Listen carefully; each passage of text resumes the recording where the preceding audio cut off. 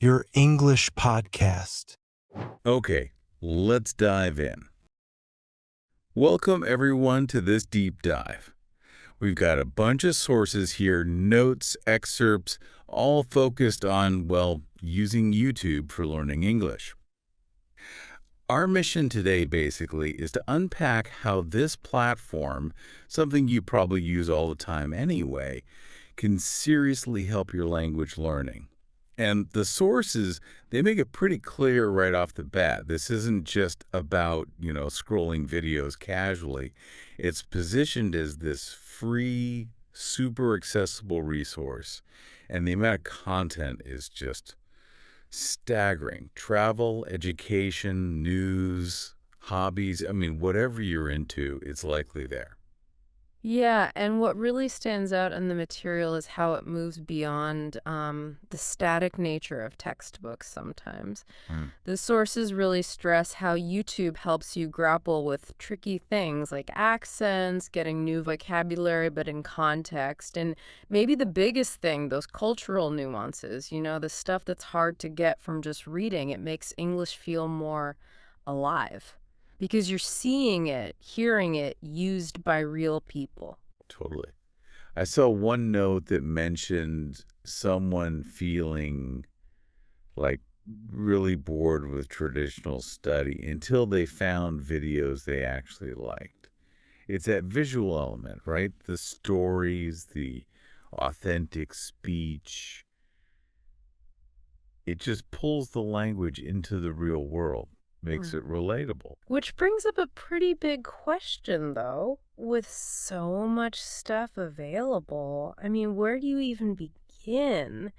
And the advice across the board seems pretty simple, actually.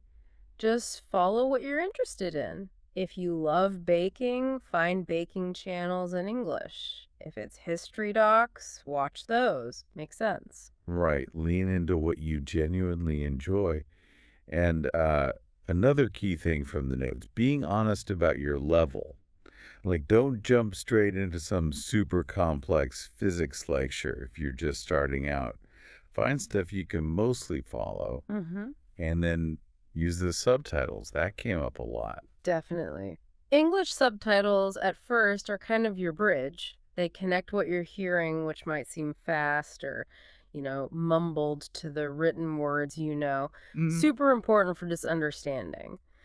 But the sources also push a bit further. They say, try watching without them sometimes, too. Oh. That's where you really start training your ear.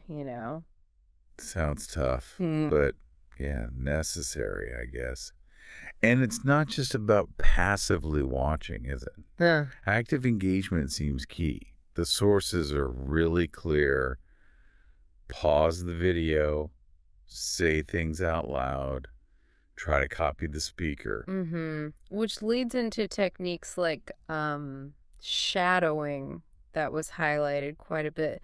It's basically just repeating what the speaker says, like right after them, trying to match their rhythm, their pronunciation. Okay. You start small, maybe just 10, 15 seconds, loop it, and the notes even suggest recording yourself.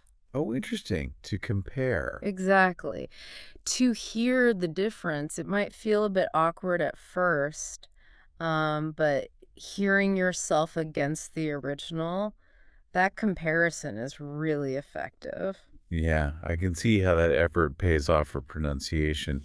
And there was another tip, simpler maybe, something about the comments section. Oh, right. Yeah, don't just read the comments, actually. Jump in. Leave your own comments in English.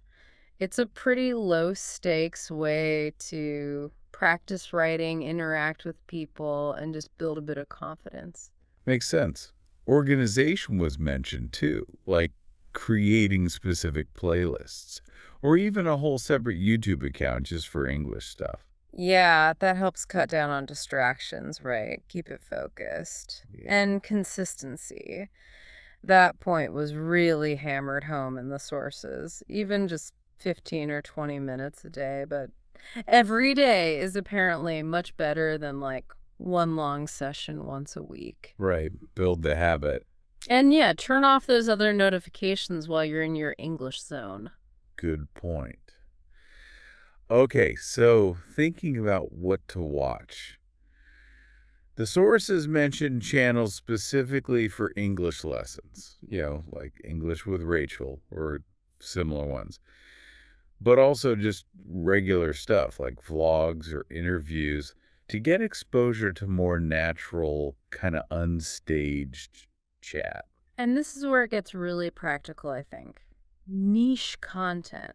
If you have a specific job or a really specific hobby, maybe you're into graphic design, you play an instrument, or you're obsessed with, I don't know, ancient Rome, finding content about that specific thing in English, that's gold. So let's say you're really into restoring old bikes. Watching channels about that, but in English, helps you pick up all the specific words and phrases naturally.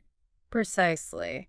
You're not just learning random vocab lists, you're hearing the actual terms used by people who know and love that subject. You absorb the jargon, the common ways people talk about it in that field. It makes the learning feel immediately useful, relevant.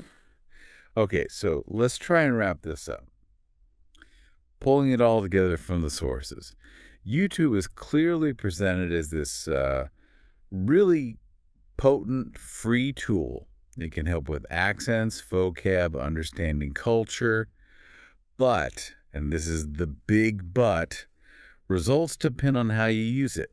You need to be organized, pick stuff you actually like, and that's at the right level for you, and crucially, be consistent. Yeah, the core advice seems to be follow your interests for content, use subtitles smartly, maybe take notes too, and be active.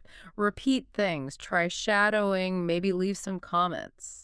So what this deep dive suggests really is that YouTube is way more than just cat videos or music. It's a huge dynamic classroom if you approach it right. Absolutely. So maybe think about it this way. What's one niche thing you're really into right now? Could finding some videos on that topic in English be your next learning step? Often, finding something you genuinely enjoy watching is the real key to sticking with it. Give it a shot. Just remember that being active and consistent, that's what really turns watching time into learning time.